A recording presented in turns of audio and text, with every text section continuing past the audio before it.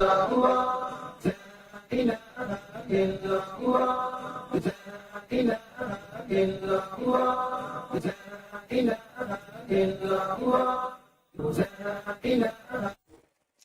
علیکم ناظرین، آپ کا ہوسٹ کامران حیات 63 چینل پہ الحمدللہ ہماری بہت ساری ایسی نشریات جاری ہیں جہاں سے آپ کی بہت ساری فیڈ بیک آ رہی ہے۔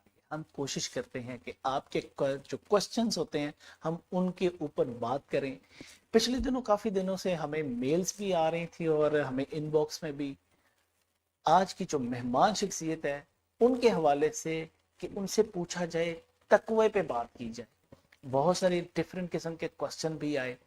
اگر دیکھا جائے تو اللہ پاک نے بہت ساری جگہ پہ تقوی کے بارے میں ارشاد بھی فرمایا۔ ایک جگہ پہ ارشاد بھی ہے، تم میں سے اللہ کے نزدیک زیادہ عزت والا وہ شخص ہے جو تم میں سے زیادہ پرہیزگار ہے۔ اللہ تعالیٰ نے بڑی خوبصورت بات ارشاد فرمائی۔ آج کی جو ہماری مہمان شخصیت ہے کسی بھی تعارف کے محتاج نہیں، عالمی روحانی شخصیت ہے۔ اللہ پاک نے ان کو بہت ساری عزتوں سے نوازا۔ انٹرنیشنل ختم نبوت موومنٹ کے ڈپٹی جنرل سیکرٹری ہیں، 63 چینل کے چیئر پرسن ہیں، انوار ختم نبوت ٹرسٹ کے چیئر پرسن ہیں۔ آج کی جو ہماری مہمان شخصیت ہیں قاری محمد رفیق صاحب، السلام علیکم۔ وعلیکم السلام ورحمۃ اللہ۔ حضرت کافی دنوں کے بعد آج آپ اس پروگرام میں تشریف لائے، میں آپ کا بہت مشکور ہوں۔ جزاک اللہ۔ حضرت ہمیں پچھلے کافی دنوں سے تقوی کے اوپر بات کرنے کے لیے بہت سارے میسیجز آ رہے ہیں اور ہمارے جو ویورز ہیں وہ جاننا چاہ رہے ہیں کہ اللہ تعالیٰ متقین کے ساتھ ہیں۔ یہ ایک بڑی خوبصورت قرآن آیت کا ترجمہ بھی ہے۔ تو اگر دیکھا جائے بے شک اللہ تعالیٰ تو ہر انسان کے ساتھ ہیں، لیکن یہاں کس چیز کی وضاحت کی گئی ہے کہ اللہ متقین کے ساتھ ہیں؟ آپ بڑے مشکل سوالات تلاش کر رکھتے ہیں ہمارے لیے۔ اصل میں یہ کچھ صفات ایسی ہیں جو انسان کو اپنے ظاہر میں پیدا کرنی ہے، جیسے نماز ہے، روزہ ہے، حج ہے، زکوٰۃ ہے، سچائی ہے، دیانت ہے، یہ ظاہر میں پیدا کرنی ہے۔ کچھ صفات انسان کو اپنے اندر پیدا کرنی ہے۔ جس طرح انسان کے ظاہر میں کچھ خوبیاں ہوتی ہیں، کچھ برائیاں ہوتی ہیں، اسی طرح انسان کے باطن کی بھی کچھ خوبیاں ہوتی ہیں اور کچھ خامیاں ہوتی ہیں۔ تو یہ ان خوبیوں میں سے ایک عظیم خوبی ہے جو انسان کے اندر اللہ تبارک و تعالیٰ پیدا کرنا چاہتے ہیں، اور بہت سے اعمال کا حکم دینے کے بعد فرمایا کہ یہ عمل ہم نے تمہیں کیوں دیا ہے؟ اس لیے کہ تم متقی بن جاؤ۔ کتب علیکم الصیام کما کتب علی الذین من قبلکم لعلکم تتقون، تاکہ تم پرہیزگار بن جاؤ۔ تو جو آپ نے قرآن مجید کی 2 آیتیں پیش کی ہیں، ایک میں تو اللہ تبارک و تعالیٰ یوں فرماتے ہیں کہ اللہ متقیوں کے ساتھ ہیں، دوسری جگہ فرماتے ہیں تم میں سے اللہ کے ہاں عزت والا وہ ہے جو تم میں سے زیادہ تقوی والا ہے۔ یہاں یہ بھی ایک بڑی دلچسپ بات کرتا چلوں کہ نبی کی صفات جو ہوتی ہیں نا وہ بہت اونچی ہوتی ہیں۔ بے شک امت میں کوئی بھی نبی کی کسی ایک صفت کو نہیں پہنچ سکتا، کیونکہ امت ہی کی جو صفات ہوتی ہیں وہ محنت اور ریاضت سے ہوتی ہیں، اور نبی کی جو صفات ہوتی ہیں وہ خدا تعالیٰ کی طرف سے عطا کردہ ہوتی ہیں۔ سبحان اللہ، سبحان اللہ۔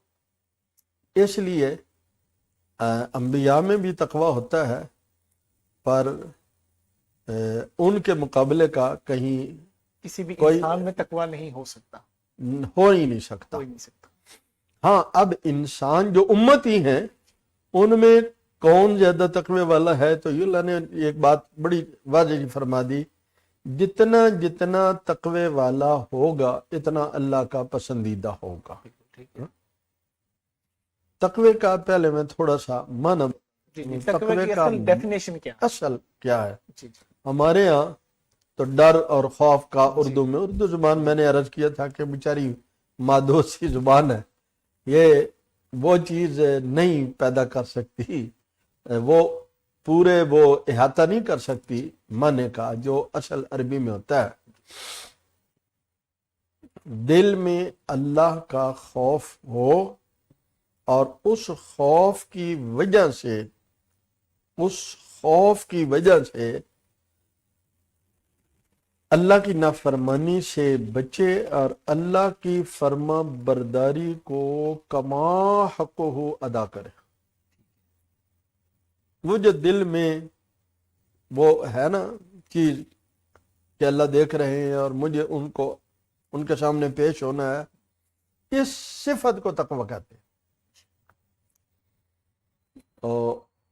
تو یہاں یہ بات بھی عرض کرتا چلوں کہ میں نے کہا کہ تقوی کے لیے اللہ نے فرمایا سب سے میرے قریب کون ہوگا، سب سے میرے قریب کون ہوگا، جو سب سے زیادہ تقوی والا ہوگا۔ اور دوسری جگہ حضرت ابوبکر صدیق خلیفہ اول یار غار مصطفیٰ صلی اللہ علیہ وسلم، انہیں کہا اتقاہم، کہ سب سے زیادہ امت میں متقی حضرت ابوبکر رضی اللہ تعالیٰ عنہ ہے۔ سبحان آپ اسی سے اندازہ لگا لیں کہ ان کے اللہ تعالیٰ کے قرب کا کیا مقام ہوگا، اللہ تعالیٰ کے ہاں ان کے قرب کا کیا مقام ہوگا۔ اسی لیے اللہ رب العالمین نے ایک بار ان کے لباس کو دیکھ کر فرشتوں کو حکم دیا کہ ابوبکر جیسا لباس سارے فرشتے ٹاٹ کا لباس پہنا دیا۔ سبحان اللہ۔ ہم یہ کہہ سکتے ہیں کہ اگر تقوی دنیا میں کسی انسان کے اوپر پورا غیر امتی یعنی نبی کے علاوہ امتی کے اوپر پورا اگر ہے تو وہ سیدنا ابوبکر صدیق رضی اللہ عنہ۔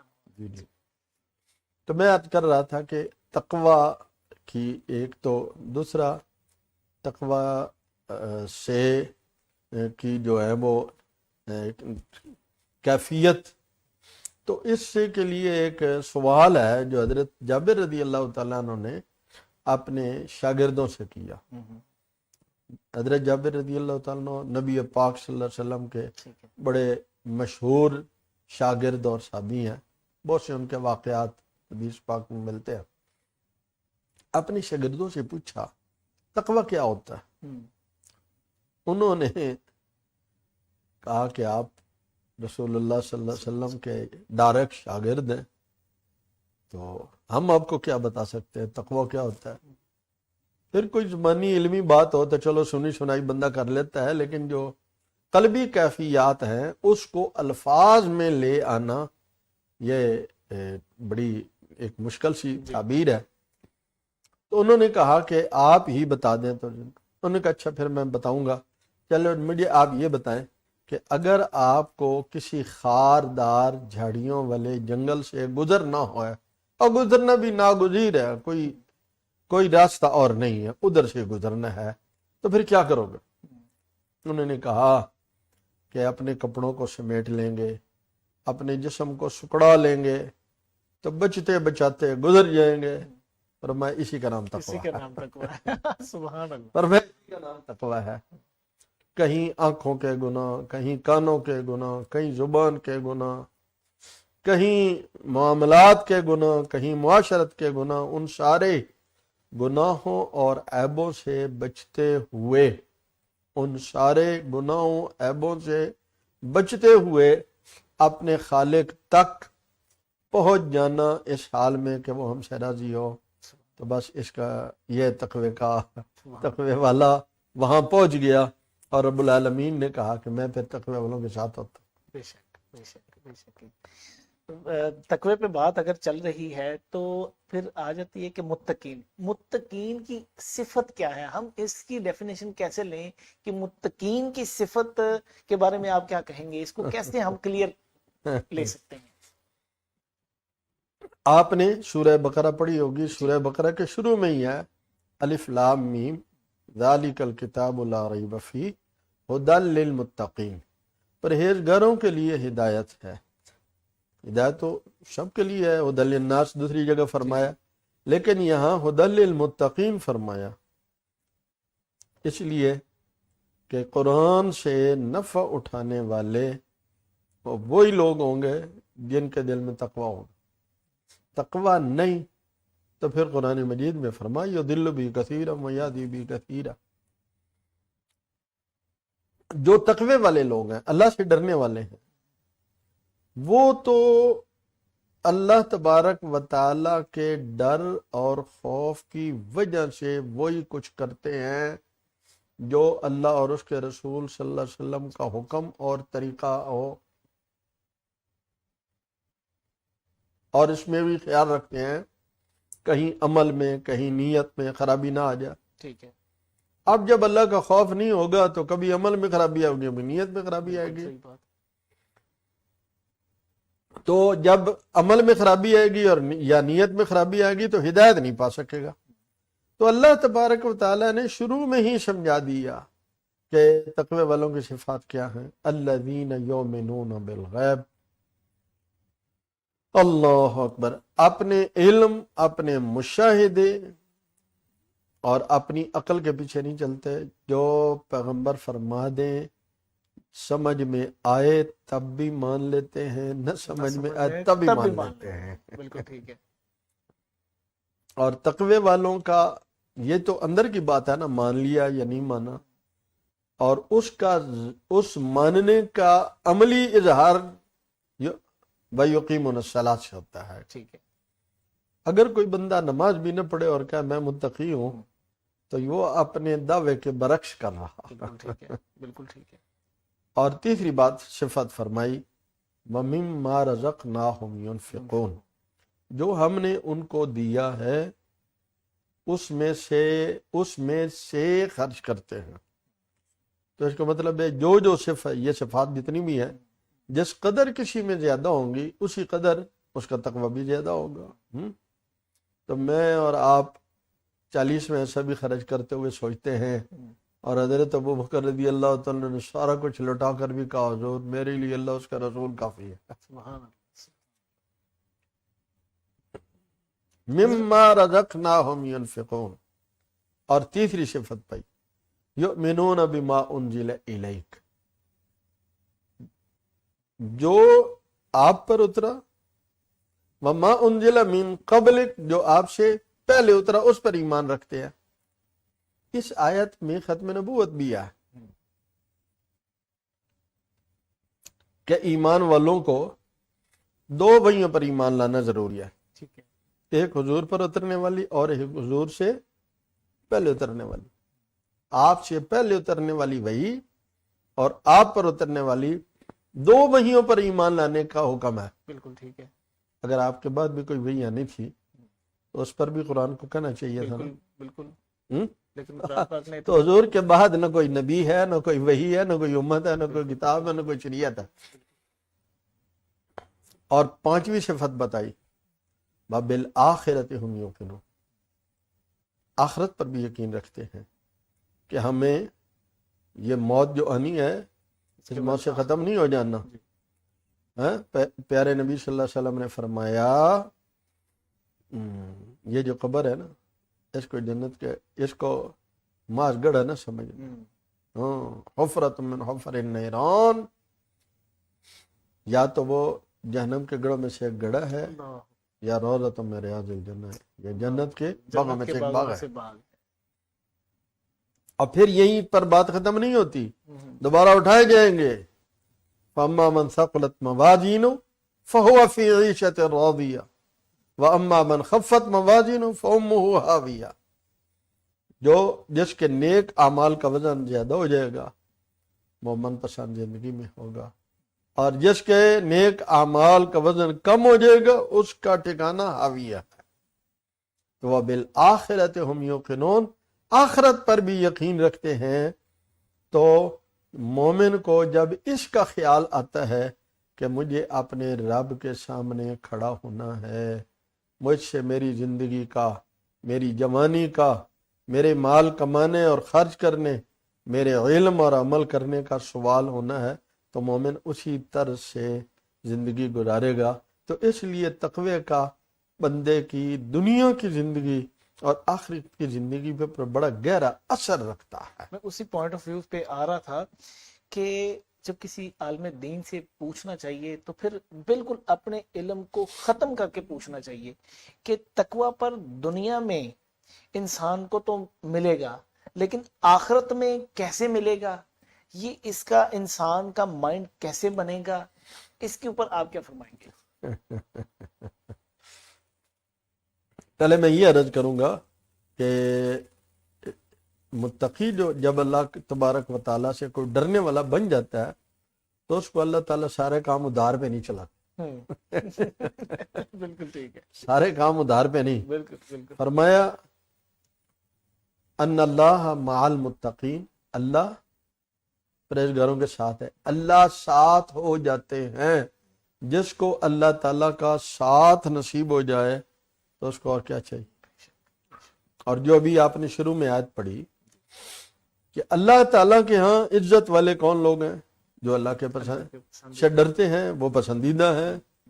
اور ایک جگہ یوں فرمایا ہے وَمَن يَتَّقِ اللَّهَ يَجْعَلْ لَهُ مَخْرَجًا وَيَرْزُقْهُ مِنْ حَيْثُ لَا يَحْتَسِبُ. تقوی کا اثر بتایا ہے، تقوی کا اثر بتایا دنیا میں ایسے اثر. اب ہر بندہ کہے گا نا میں اللہ کا پسندیدہ ہوں، میں بڑا متقی ہوں، اللہ میرے ساتھ ہے. اللہ تبارک و تعالی نے تقوی کا ایک اثر بتایا وَمَن يَتَّقِ اللَّهَ يَجْعَلْ لَهُ مَخْرَجًا. اگر وہ مصیبت میں ہے تو اللہ راحت کا کوئی دروازہ کھول ہی دیں گے. سبحان اللہ. خوف میں ہے امن کا کوئی دروازہ کھول ہی دیں گے. تنگ دستی میں ہے تو فراخی کا کوئی دروازہ اللہ کھول ہی دیں گے. مصیبت میں ہے، تکلیف میں ہے تو اللہ تعالیٰ کوئی آسانی کا راستہ کھول ہی دیں گے. تو میں تو کامران صاحب یہ کہا کرتا ہوں کہ ہم دنیا آفاق عالم میں رزق کو تلاش کر رہے ہیں اور اللہ تو فرما رہے ہیں تم تقوی اختیار کرو، میں تمہیں وہاں سے دوں گا.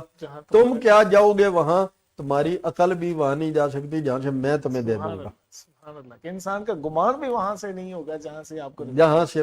ہاں تو میں یہ عرض کر رہا تھا کہ بہت سے ہمارے بھائی جو سمجھتے ہیں کہ بھئی، تو میں ان کو یہ مشورہ دوں گا کہ تم تقوی اختیار کرو، پھر دیکھو میرے رب کے سچے وعدے تمہاری کی طرف متوجہ بھی ہوتے ہیں کہ نہیں ہوتے ہیں.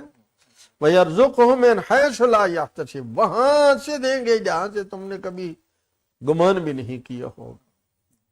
تو یہ تو تقوی کے اثرات جو ہیں وہ انسان پر دنیا میں ہیں، آخرت میں بھی اللہ تعالیٰ نے تقوی والوں کے لیے بڑی کمال باتیں فرمائی ہیں. میں ان آیتوں کو صرف سنا دیتا ہوں چونکہ قرآن مجید کا ایک خاصہ ہے. اگر اس کا ترجمہ آپ کو سمجھ نہ بھی آئے نا تو ایمان اسے بڑھتا. یہ قرآن کی شان ہے، یہ قرآن کی شان ہے. ان للمتقین مفازا حدائق واعنابا وکواعب اترابا وکأسا دہاقا. لبالب بھرے ہوئے پیالے ملیں گے. ان المتقین فی جنات وعیون آخذین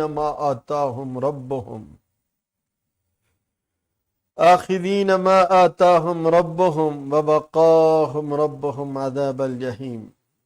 تو اللہ تبارک و تعالی فرما رہے ہیں تقوی والوں کو ہم کیا عطا فرمائیں، فی جنات وعیون، باغات دیں گے، چشمے ہوں گے. ان المتقین عند ربہم جنات النعیم، ان کے لیے نعمتیں ہیں، باغات ہیں. اور کیا کہا جائے گا، ایک جگہ فرمایا کلوا واشربوا ہنیئا بما کنتم تعملون. جو کیے تھے نا کام تم نے، تو وہ کام سے مراد کیا ہے، تقوی ہے. تقوی اس کے بدلے میں کھاؤ. کلوا واشربوا ہنیئا بما کنتم تعملون. فرمایا متقین علی سرر مصفوفۃ وزوجناہم بحور عین. وہ جنت کے تختوں پر ٹیک لگا کے بیٹھے ہوں گے اور حور عین سے ہم نے ان کی نکاح کر رکھے ہوں گے. اور ایک جگہ یوں فرمایا وَلِمَنْ خَافَ مَقَامَ رَبِّهِ جَنَّتَانِ. جو اپنے رب سے ڈرتا ہے اس کے لیے 2 جنتیں ہیں. تو میں اختصار سے یہی عرض کروں گا کہ آپ نے اگر آج، میرا تو کوئی اور موضوع تھا، آج اگر آپ نے یہ موضوع شروع کرایا ہے تو دعا کریں اللہ تبارک و تعالی مجھے بھی، آپ کو بھی، ہمارے سامعین کو تقوی والی زندگی نصیب فرمائے۔ اور ایک بات اچھی طرح کامران صاحب اور میرے سامعین ناظرین بھی سن لیں، جس کو سکون نہیں ہے، بے سکون ہے، وہ تقوی اختیار کرے، وہ اللہ کی یاد اختیار کرے، پھر میں دیکھتا ہوں سکون ہوتا ہے کہ نہیں ہوتا۔ ابھی ایک بندہ میرے پاس آیا، کہتا 12 سال سے بے سکون ہو، نیند نہیں آتی۔ میں نے کہا ادھر بیٹھ جاؤ کہ بند کرو، اب تم نے دنیا میں نہیں گھومنا، ادھر مسجد میں ہی میرے پاس اپنے دماغ کے اعتبار سے کلمہ شریف پڑھو۔ ٹھیک ہے، تھوڑی دیر کے بعد بلا کر پیار محبت سے میں نے بڑے دل جوئی کے لیے پوچھا کہ کہتے سکون شروع ہو گیا ہے۔ میں نے کہا بھی تھوڑی دیر اور۔ پھر پوچھا تیسری بار جب اس نے کہا میں اب نارمل زندگی میں آ گیا ہوں اور میں الحمدللہ سکون سے ہوں۔ تو ابھی تو ابتدا ہے، تو یہ سکون ہے جب تقوی کا اعلیٰ مقام مل جائے گا، پھر سکون کا کیا حال ہوگا۔ پھر ٹاٹ کا لباس پہنا ہوا ہے تو تب بھی سکون ہوگا، اور سر کے نیچے پتھر رکھ کر سو رہے ہیں تو تب بھی سکون ہوگا۔ سبحان اللہ، سبحان اللہ۔ اللہ ہمیں وہ سکون حضور رحمت للعالمین صلی اللہ علیہ وسلم کی اتباع سے حاصل کرنے کی توفیق عطا فرمائے۔ آمین ثم آمین۔ ایک چھوٹا سا کوسچن، میں ایک سفر میں تھا، انٹرنیشنل سفر میں تھا، تو جا مدینے رہا تھا، تو رستے میں جو میرے دوست تھے ہم آپس میں گفتگو کرتے رہے، تو گفتگو کے دوران ایک ایسا ٹاپک چلا جس کے اوپر میری توجہ زیادہ مرکوز ہو گئی۔ اس نے ایک بڑی خوبصورت بات کی، اس نے کہا کہ ہم بحیثیت انسان رزق کی تلاش میں نکلتے ہیں، جبکہ رزق تو اللہ پاک دے رہے ہیں۔ اللہ پاک کے قانون میں اگر ہم آ جاتے ہیں، صرف اللہ پاک کے قانون میں آ جاتے ہیں تو رزق آسان ہو جاتا ہے۔ آپ اس کے اوپر کیا روشنی فرمائیں گے؟ اچھا، اگر دیکھا جائے تو یہ بڑا لمبا ٹاپک ہے، آپ نے مسئلہ تقدیر کی بات چھیڑ دی۔ اصل تو بہت موضوع مختصر عرض کروں گا۔ اصل بات یہ ہے کہ ایک ہے انسان کو اس پر رہنا کہ روزی تو اللہ نے ذمہ لے رکھی ہے، بہرحال مجھے جو ہے نا، تو یہ جیسے انسان ظاہری علوم میں پہلے پرائمری تک پڑھتا ہے، پھر وہ ہائی سطح تک جاتا ہے، پھر کالج میں، پھر یونیورسٹی میں، تو جیسے جیسے وہ آگے بڑھتا جاتا ہے اس کا علم بھی بڑھتا چلا جاتا ہے۔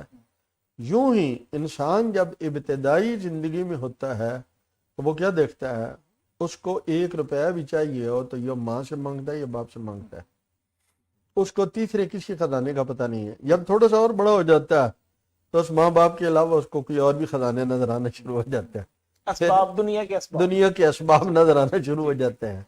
اسی طرح جب کوئی بندہ روحانی طور پر حد بلوغت کو پہنچنے لگتا ہے تو اس کو ان ظاہری اسباب کے علاوہ کچھ اسباب غیبی بھی نظر آنے لگتے ہیں۔ اب وہ ایک کیفیت وہ تھی جو پیچھے تھی، جس پر اسے محنت کرنا تھی، اور اگر نہ کرتا تو اس کا نام توکل نہیں تھا، اس کا نام تعتل تھا، جو کہ اللہ اور اس کے رسول صلی اللہ علیہ وسلم نے بھی ناپسند فرمایا۔ بالکل ٹھیک ہے۔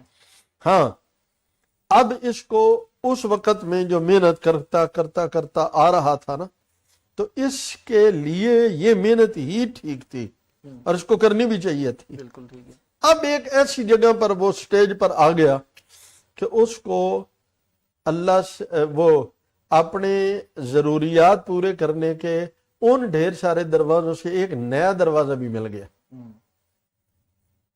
ایک نیا دروازہ بھی مل گیا۔ اب وہ جو نیا دروازہ اس کو ملا ہے تو دوسرے کو تو پتہ نہیں ہے نا، تو وہ سمجھتا ہے یہ کچھ کرتا بھی نہیں ہے اور آ کہاں سے رہا ہے، تو اس کو پتہ نہیں ہے سارے کام ظاہر سے نہیں کیے جاتے، کچھ کام باطن سے بھی کیے جاتے ہیں۔ تو وہ انہوں نے بات درست کہی کہ جس طرح موت ہماری تلاش میں ہے، رزق بھی ہماری تلاش میں ہے، ہمیں رزق کی تلاش میں کیوں جانا ہے؟ اللہ کا حکم سمجھ کے۔ بالکل اللہ کے رسول صلی اللہ علیہ وسلم نے بکریاں چرائی ہیں، حضور نے تجارت کی ہے، نہیں جی، تو یہ کوئی اس کے خلاف نہیں ہے۔ یہ امت کے لیے آپ کا تو مقام شروع سے ہی وہی تھا جو ہم کہیں کہ آخر میں، وہ شروع میں بھی وہی تھا، لیکن جو کچھ آپ نے اسباب اختیار کیے وہ میرے اور آپ کے لیے سبق کے طور پہ اختیار کیے ہیں۔ تو اب بھی اگر کسی کو اس مقام پر وہ چلا جائے کہ بے اسباب اللہ سے لینے کا اس کو یقین ہو، تو انا عند ظن عبدی بھی، اللہ تعالیٰ کا بھی تو بندے سے ود ہے، جیسا گمان کرتا ہے بندہ میرا اس سے معاملہ بھی ویسا ہوتا ہے۔ تو اس میں وہ اس وقت اس کا اور اللہ کا معاملہ ہوتا ہے، میرے کامران صاحب کو اس میں مداخلت کرنے کا حق نہیں ہے، اس میں ہمیں حق نہیں ہے۔ تو یہ دو باتیں الگ الگ ہیں، ایک اس بندے کی کیفیت پر منحصر ہے، اور اگر اس مقام پر وہ پہنچ جاتا ہے اور پھر وہ اسباب نہیں بھی اختیار کرتا، اور اسباب اختیار کرنا یہ سنت کے خلاف نہیں۔ بہت شکریہ حضرت۔ ہمارے جو ناظرین ہیں ان کے بہت سارے کوسچنز آ رہے ہیں، ہم کیونکہ ہمارے سیگمنٹ کا ٹائم بہت شارٹ ہوتا ہے، انشاءاللہ ہمارے پاس بہت سارے اور بھی کوسچن ہیں۔ انشاءاللہ جو ہمارا نیکسٹ پروگرام ہوگا اس کے اوپر ہم رزق کے اوپر بہت سارے کوسچن ہمارے پاس آ چکے ہیں، رزق کے اسباب کو تلاش کرنا اور اس طرح کے بہت سارے اپنے مہمان شخصیات سے پوچھیں گے بھی انشاءاللہ۔ نیکسٹ پروگرام تک ہمیں اجازت دیں، تب تک کے لیے السلام علیکم۔